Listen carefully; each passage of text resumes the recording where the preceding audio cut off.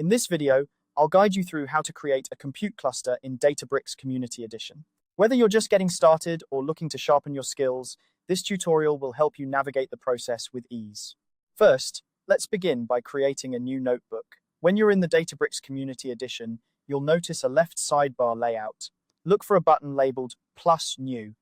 This is where you can create new resources. Click on it, and from the drop-down menu that appears, choose Notebook. Notebooks are essential in Databricks as they allow you to write and execute your code. Think of them as your workspace where you can experiment and test your data processing tasks. Once your new notebook is open, direct your attention to the top right-hand corner. Here, you'll find a Compute Connection drop-down menu. This menu is crucial because it's where you attach your notebook to a computing resource, which is necessary for running any code you write. Without a compute resource, your notebook is like a car without an engine. You have everything you need to drive, except the power to make it go. Now, click on that compute drop-down. In many robust environments, you might see options to create custom clusters. However, in the Databricks Community Edition, things are simplified. Instead of those multiple options, you'll find a pre-configured serverless compute resource. This option is perfect for getting started quickly without diving into complex configuration settings.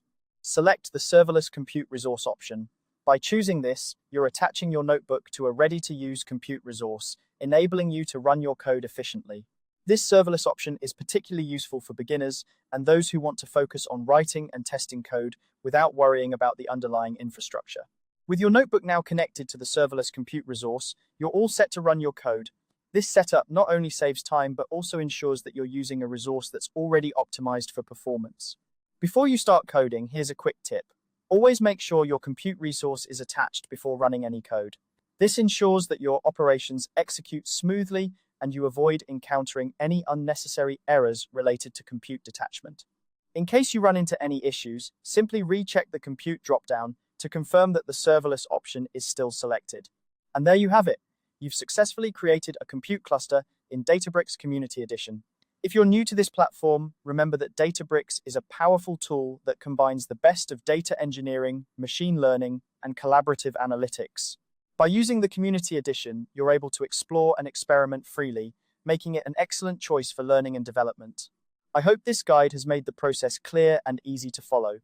If you have any questions or need further clarification, feel free to reach out in the comments section. Don't forget to subscribe for more tutorials and tips on using Databricks and other data science tools. Thanks for watching and happy coding.